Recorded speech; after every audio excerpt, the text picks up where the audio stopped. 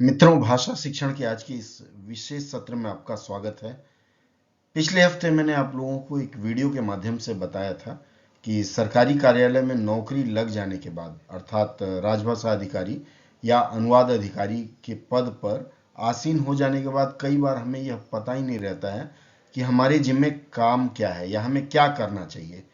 इसका फल यह होता है कि कार्यालय में मार्गदर्शन न होने के कारण खुद भटकते हैं और भटकने के अलावा कोप भाजन का शिकार बनते हैं। अरे इसको तो कुछ नहीं आता, इस तरह की बातें रहती है। तो मैंने ऐसे मित्रों को जो राजभाषा अधिकारी या अनुवाद अधिकारी के पद पर नए नए कार्य ग्रहण किए हैं तथा कार्यालय में अकेले हैं, जिनके मार्गदर्शन के लिए कोई नहीं है, उनके मार्गदर्शन हेतु मैंने यह सत्र रखने का आश्वासन दिया था। इसी सत्र की पहली कड़ी में आज मैं आपसे चर्चा करने जा रहा हूं कि सरकारी कार्यालयों में राजभाषा या अनुवाद अधिकारी के पद पर तैनाती के बाद आपको क्या क्या करना है। देखिए, तैनाती के बाद सारी औपचारिकताएं अर्थात फॉर्मेलिटीज पूरी होने के बाद आपको एक शाखा आवंटित किया जाता है या एक टेबल दिया जाता है, बैठने की जगह कम से कम मिलती है और आपसे कहा जाता है कि आप राजभाषा अधिकारी या अनुवाद अधिकारी हैं, आप अपना काम अब देखिए। ज्यादातर मामलों में क्या होता है, जो भी अनुवाद अधिकारी बन के जाते हैं या राजभाषा अधिकारी बन करके जाते हैं, उनके बारे में यह माना जाता है कि ये लोग तो ऐसे बेकार में संस्थान का पैसा खाए जा रहे हैं और इनके लिए कुछ काम नहीं है। लेकिन अगर आप देखें कि आपको क्या काम करना है, यह जानकारी हो, तो आप अपना काम बखूबी निभा पाएंगे और लोगों को बता पाएंगे कि हाँ, मेरे जिम्मे भी काम है। सबसे पहला, जैसे ही आप कार्य ग्रहण करेंगे, आप चाहे बैंक में कार्य ग्रहण कर रहे हों या फिर किसी सरकारी कार्यालय में, वह केंद्र सरकार का हो सकता है या फिर कोई अन्य कार्यालय हो सकता है, तो सबसे पहले आपका काम होगा कि आप वहाँ के जो एचआर हैं, अगर आप बैंक में हैं तो एचआर होते हैं या फिर एडमिनिस्ट्रेशन विभाग होता है, प्रशासन विभाग, आप वहाँ से लोगों का लिस्ट मांगिए और अपनी ब्रांचेस शाखाओं की सूची मांगिए। एक विभाग, मतलब मान लीजिए आप कार्य ग्रहण कर रहे हैं किसी एक विभाग में, ईपीएफओ में, ईएसआईसी में, कहीं भी कार्य ग्रहण कर रहे हैं, तो आपके जो विभाग जहां आपने कार्य ग्रहण किया है उसके अंतर्गत कितनी शाखाएं हैं और कितने शाखा कार्यालय हैं, इसकी एक सूची मांगेंगे, लिस्ट मांगेंगे। उसके बाद शाखा अधिकारी का नाम, शाखा प्रबंधक का नाम, यह नाम फोन नंबर के साथ आप उनसे मांगेंगे। मांगने के बाद आपका जो कार्य शुरू होता है, रोस्टर बनाने का कार्य होता है। रोस्टर का मतलब यह होता है कि हिंदी भाषा से संबंधित प्रशिक्षण जितने लोग प्राप्त कर चुके हैं, कितने लोग बाकी हैं और कितने लोगों को भेजा जा सकता है, इस संबंध में एक विवरण बनाना होता है, ताकि समय समय पर उनको आप प्रशिक्षण के लिए भेज सकें। यह प्रशिक्षण केंद्र सरकार के अधीनस्थ राजभाषा विभाग के हिंदी शिक्षण योजना के कार्यालय द्वारा किया जाता है और लगभग हर बड़े शहर में, पूरे भारत में हिंदी शिक्षण योजना की 7 जगह शाखाएं हैं। इसके अलावा जहां शाखाएं नहीं हैं उनके, या जो कार्यालय नहीं है, तो आप पत्राचार माध्यम से अपने कार्यालय के कार्मिकों को हिंदी प्रशिक्षण दिलवा सकते हैं। लेकिन सबसे पहले आपको पता होना चाहिए कि रोस्टर कैसे बनाएं और रोस्टर में क्या क्या हो, क्योंकि आपको चिन्हित करना पड़ता है कि किस कर्मचारी को या किस अधिकारी को हमको प्रशिक्षण के लिए भेजना है।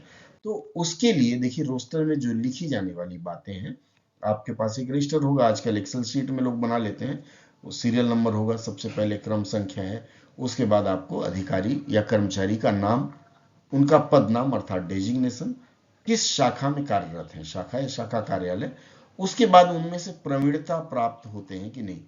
प्रवीणता प्राप्त में बहुत कंफ्यूजन है, लोगों को लगता है कि राजभाषा विभाग जो प्रवीण का पाठ्यक्रम चलाती है, वह जिसने कर लिया वह प्रवीणता प्राप्त है, लेकिन ऐसा नहीं है। आप अगर भारत के संविधान के कुछ अनुच्छेद पढ़ेंगे राजभाषा संबंधित, तो उसमें स्पष्ट रूप से लिखा गया है कि जो लोग 10वीं की परीक्षा हिंदी माध्यम से दिए हैं या उसके बाद जिन्होंने हिंदी माध्यम से या स्नातक में जिनका हिंदी एक विषय रहा हो, एज ए सब्जेक्ट रहा हो, हिंदी पढ़ी हो, ऐसे लोगों को प्रवीणता प्राप्त माना जाए। जो लोग मैट्रिकुलेशन में या माध्यमिक कह सकते हैं, 10वीं परीक्षा में हिंदी एक विषय के रूप में पढ़े हों, ऐसे लोगों को कार्य साधक माना जाता है। तो आपको कार्य साधक को नहीं गिनना, प्रवीणता प्राप्त को आपको गिनना है।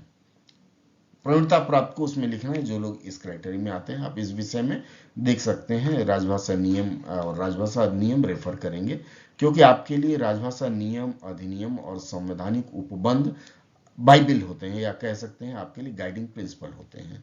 उसके बाद हिंदी के ज्ञान की स्थिति, जो भी अधिकारी कर्मचारी है उन्होंने हिंदी में क्या पढ़ाई की है, नहीं की है, हिंदी टंकण का दिया है कि नहीं दिया है। इसके बाद आप खुद ही समझ जाएंगे कि इनकी पात्रता क्या है। पात्रता के बारे में एक चीज और मैं बताऊं कि कुछ ऐसे अधिकारी या कार्मिक के संवर्ग हैं जिनके लिए सिर्फ एक ही प्रशिक्षण अर्थात प्रबोध या फिर प्रवीण आवश्यक है, अन्य प्रशिक्षण की आवश्यकता नहीं है। फिर कुछ ऐसे हैं जिनके लिए प्रवीण आवश्यक है, आगे की आवश्यकता नहीं है। तो आपको यह क्या क्या कैटेगरी है इसके बारे में अगली चर्चा में बात करूंगा, या फिर आप राजभाषा विभाग के हिंदी शिक्षण योजना की वेबसाइट से इसको निकाल सकते हैं। उसके बाद फिर आप निकालेंगे कि इनमें से कौन कौन से प्रशिक्षण के लिए पात्र हैं, और अगर पात्र हैं तो उन्होंने क्या प्रशिक्षण प्राप्त किया है और किस तारीख को लिया है। अगर नहीं लिया तो आगे के कॉलम रहेंगे जिसमें आपको मेंशन करना है कि इन्होंने प्रशिक्षण नहीं लिया तो इसके लिए पात्र है, मतलब इसके लिए ड्यू है, आप भेज सकते हैं। जब आपका प्रशिक्षण पूरा हो जाए तो आप उसको चिन्हित कर सकते हैं। यह विवरण अलग अलग विभाग में अलग अलग ढंग का होता है। जैसे मैंने जब कार्य ग्रहण किया था तो मुझे कुछ भी पता नहीं था, मेरे लिए बस 4 फाइलें दी गई थी और उसके अनुसार मुझे काम करना था, तो इसके बारे में मैंने सीखा। एक बार रोस्टर आपका तैयार हो जाए उसके बाद आप जहां भी आपके हिंदी शिक्षण योजना के कार्यालय हैं आपके शहर में या दूर, आप उनसे संपर्क करेंगे। राजभाषा के वेबसाइट पर भी विवरण आता है कि कब कब प्रशिक्षण पाठ्यक्रम होते हैं। फिर आप अपने अधिकारियों और कार्मिकों को उन प्रशिक्षण कार्यक्रमों के लिए नामित करते हैं और प्रशिक्षण दिलाते हैं। प्रशिक्षण दिलाने के बाद जो उत्तीर्ण होते हैं, मतलब जो लोग डिक्लेयर्ड क्वालिफाइड या डिक्लेयर्ड पास होते हैं, जो पास कर जाते हैं, ऐसे लोगों को फिर उनकी पात्रता के अनुसार फिर आपको पुरस्कार भी दिलाना रहता है। पुरस्कार क्या है इसके संबंध में मैंने अभी हाल ही में एक वीडियो डाला था, आप देख सकते हैं। प्रवीणता प्राप्त, प्रवीण करेंगे, प्राज्ञ करेंगे, तो इन सब पर आपको उनको पुरस्कार दिलाना है। उसके बाद नामित करने के बाद, पुरस्कार दिलाने के बाद फिर आपका रोस्टर अपडेट हो जाएगा। नियम कहता है 100% आपको हिंदी प्रशिक्षण दिलाना है लोगों को, इस पर आप ध्यान देंगे। उसके बाद आपके लिए जो करने वाला रहेगा वह होता है कार्यशाला के अंदर विभागीय राजभाषा कार्यान्वयन समिति की बैठक होती है। इसको हर फाइनेंशियल ईयर में 4 बार करते हैं, वित्त वर्ष में 4 बार का मतलब है एक क्वार्टर, एक 3 माह जब बीतता है। कौन सा माह शुरू होता है, मान लीजिए जनवरी, फरवरी, मार्च, तो अप्रैल या मई में पहली बैठक, इसी तरह से अप्रैल, मई, जून गया तो जुलाई या अगस्त में। इस तरह से कुल एक फाइनेंशियल ईयर मतलब अप्रैल से लेकर मार्च तक आपको 4 बैठकों का आयोजन करना है। इस बैठक में जो आपके कार्यालय प्रमुख होते हैं ये अध्यक्ष होते हैं बैठक के, और उसके बाद बाकी आप राजभाषा अधिकारी सचिव होते हैं या मानद राजभाषा अधिकारी सचिव होते हैं, बाकी लोग सदस्य होते हैं। विभिन्न मुद्दों पर चर्चा होती है, मैं फिर कभी बताऊंगा कि क्या चर्चा करनी चाहिए, और उन मुद्दों पर चर्चा करने के बाद आपको उसके अनुसार कार्य करना है। इसके बाद विभागीय राजभाषा कार्यान्वयन समिति के साथ साथ ही कार्यशाला का भी आयोजन करना पड़ता है, वह भी 4 बार। इसमें जो लोग कार्य साधक ज्ञान प्राप्त कार्मिक हैं उनके लिए भी कार्यशाला का आयोजन होता है। कहा जाता है कम से कम हर तिमाही में 1 दिन की कार्यशाला का आयोजन हो। अगर आप 1 दिन की कार्यशाला का आयोजन नहीं कर सकते तो विभाग के ऊपर है, लेकिन ऑन रिकॉर्ड्स आपको कम से कम 1 दिन का कार्यशाला आयोजित करना है। और इसके बारे में फिर आपके विभाग में जो भी नीतियां हैं उसका अनुपालन करते हुए कार्यशाला का आयोजन करेंगे। कार्यशाला में आप काम कैसे करें, जैसे विभागीय पत्राचार है, नोटिंग ड्राफ्टिंग है या और चीजें हैं, उसके बारे में आप जानकारी देते हैं कि हिंदी में कैसे किया जाए। तो कार्यशाला और विभागीय राजभाषा कार्यान्वयन समिति की बैठकें लगभग 1 महीने, जैसे अप्रैल में आपने एक कर लिया, मई में दूसरा कर लीजिए, या फिर यह आपके ऊपर है और आपके कार्यालय प्रमुख के ऊपर है। इसके बाद विभागीय राजभाषा कार्यान्वयन समिति और कार्यशाला हो गया।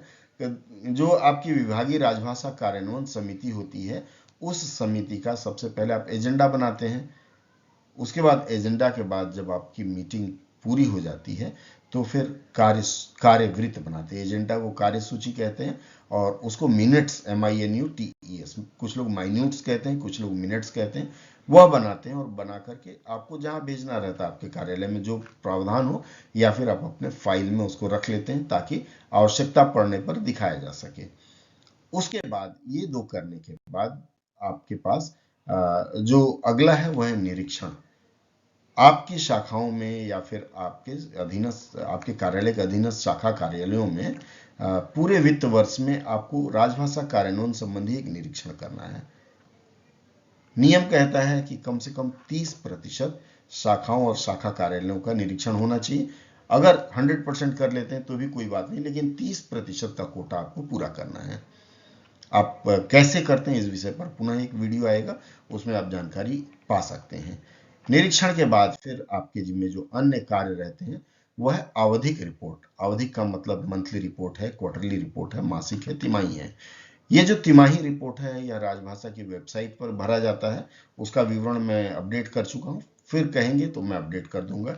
उसके बाद है नगर राजभाषा कार्यान्वयन समिति। हर नगर में एक राजभाषा कार्यान्वयन समिति होती है और यह कहा जाता है कि उस समिति में आपके कार्यालय प्रमुख और राजभाषा अधिकारी दोनों की भागीदारी होनी चाहिए। वर्ष में 2 बार इसकी बैठक होती है, तो आप यह सुनिश्चित करेंगे कि वहां हमारी भागीदारी हो रही है।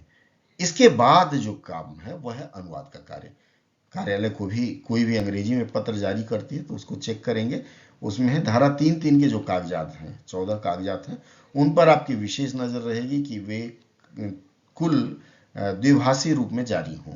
द्विभाषी नहीं जारी होते हैं तो आप बाद में भी जारी करवाएं, लेकिन इसको आपको सुनिश्चित करना है। और अनुवाद में इस विषय पर आपको विशेष नजर रखना है। शॉर्टकट में मैंने जो बताया, अगर उसका आप अनुपालन करते हैं तो आपका काम चल पड़ेगा और फिर आपके ऊपर किसी तरह का यह संदेह नहीं रहेगा कि यह आदमी काम नहीं करता है। यह करते हुए फिर आगे बढ़ेंगे। अगली चर्चाओं में मैं कुछ और बात करूंगा। तो आज के सत्र में बस इतना ही। यदि मित्रों लगता है कि सत्र आपके लिए लाभप्रद रहा तो अपने अन्य मित्रों को भी साझा करें जो राजभाषा अधिकारी या अनुवाद अधिकारी के पद पर हैं या जो आने वाले हैं। मेरी एक पुस्तक है राजभाषा कार्यान्वयन नाम से, pothi.com पर उपलब्ध है। आपको यदि लगता है तो 51 रुपये उसकी कीमत रखी गई है। pothi.com में जाकर के आप ले सकते हैं। फॉर्मेट कैसे और तमाम चीज़ें उसमें हैं। PDF उपलब्ध है, हार्ड कॉपी उपलब्ध नहीं, आप उसको लेकर के प्रिंट करा के रख सकते हैं। आज के सत्र में इतना ही। अगली चर्चा में जुड़ेंगे तब विस्तार से कुछ और विषय पर बात करेंगे।